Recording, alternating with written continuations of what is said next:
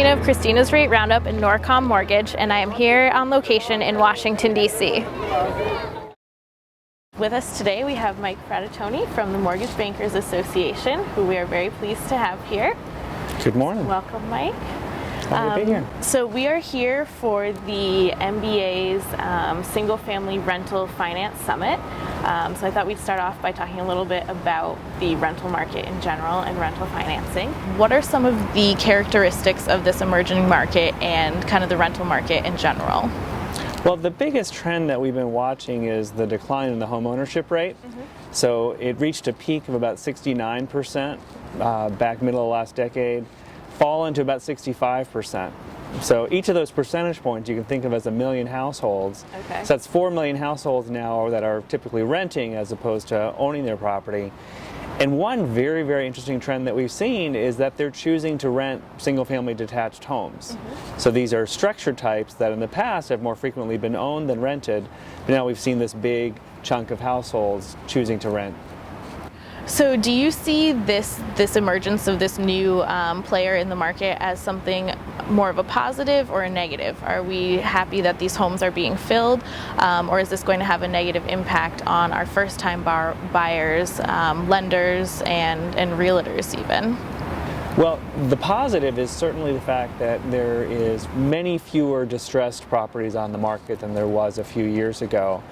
The institutional investors who have purchased many of these properties for the intent of renting them really have focused on the distressed market in many parts of the country. So we've seen the foreclosure rate decline from a height of about 4.6% down to 2.9%. Okay. And as those distressed properties have come off the market, we've begun to see some very rapid growth in home prices.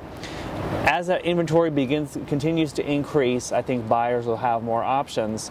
They'll be at higher prices than they were 4 or 5 years ago, but I think that's a positive. That's showing strength in the market. So that then goes to, okay, is there a downside to this? Because in some markets, you hear particularly some realtors, some lenders, some potential buyers saying, look, I'm bidding for a property with a mortgage, and then institutional investors coming in and paying cash.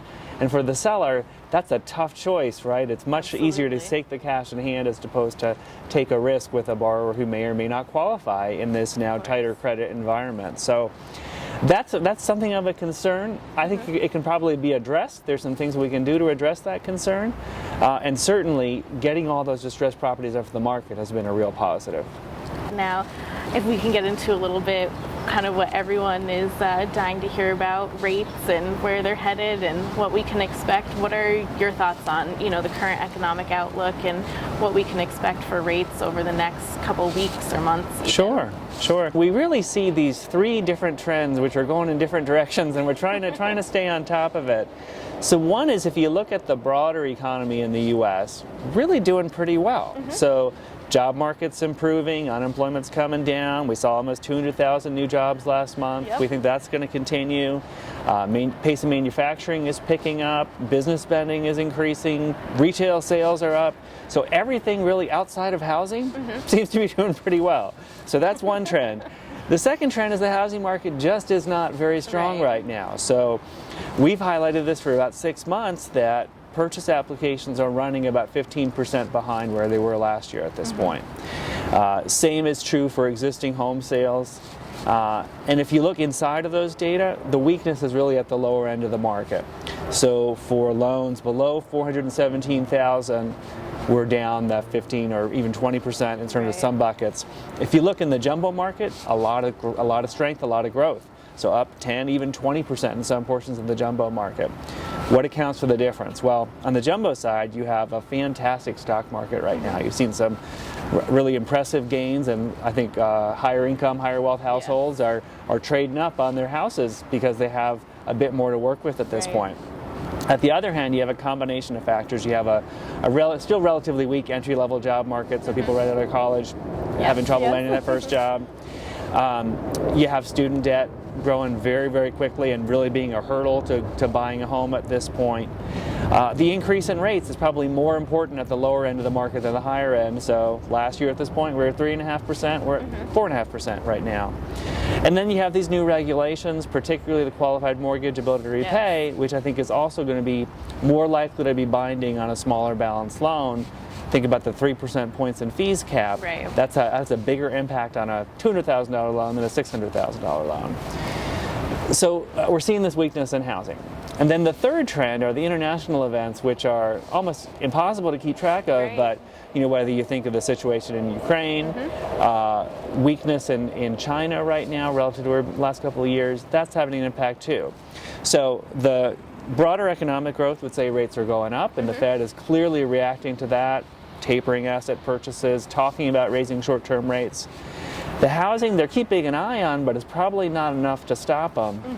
And then the international events, at least for the first quarter, brought rates lower than we would have guessed. Right. But I expect, if those settle out, we continue to forecast rates are going to go up through this year. So a 30-year fixed mortgage above 5% by the end of 2014, 5.5% by the end of 2015. And then with the Fed probably raising short-term rates in sometime in the spring of next year, even somebody with an ARM is going to begin to see increases in their payments by middle of 2015. Something that we've begun to talk to members about, I think is important, is right now the Fed's purchases of mortgage-backed securities account for about 80% of new issuance. Right. As they taper, that's going to fall off. It's going to fall off pretty quickly. So by the time we get to late summer, early fall, we may see some more volatility in rates. Not that rates are necessarily going to spike up, but as news comes about exactly who's in and who's out of the MBS market, you might see a lot of fluctuation. And whether you're a borrower, deciding when to lock your rate, or you're a lender trying to manage that, it's going to be a more challenging time, I think. As far as rates, do you see any sort of big ticket items, big news items, policy changes coming in the next few weeks or months that we could see impacting rates, or that borrowers and lenders and even realtors should be mindful of? Really, it's all about the Fed. Either the Fed raises rates a little bit, or the market raises rates a lot if the market believes the Fed is behind the 8 ball. All right, well, thank you. Nice to see you. You too. Thank you so much for being with us.